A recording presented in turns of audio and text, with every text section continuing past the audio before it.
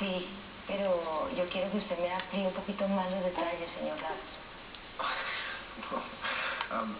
Dígame, Simón, es que el señor Lagos me hace pensar en mi papá y yo no me parezco mucho a él. Simón, está bien. Bueno, Simón, ¿a qué vino este convento? Madre, yo no sé si usted se acuerda de mí, nosotros ya nos conocemos, yo vine con Lucía Velandia. Yo soy la persona que se iba a casar con ella. ¿Se acuerda?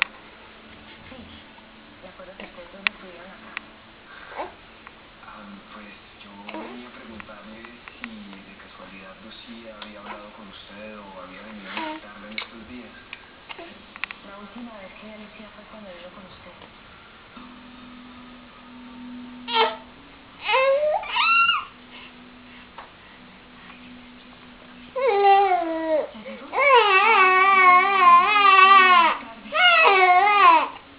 Lucía, usted sabe que no tiene que ser hoy si no se siente preparada para este retiro.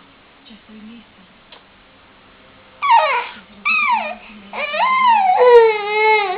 La madre ya te explica mi por qué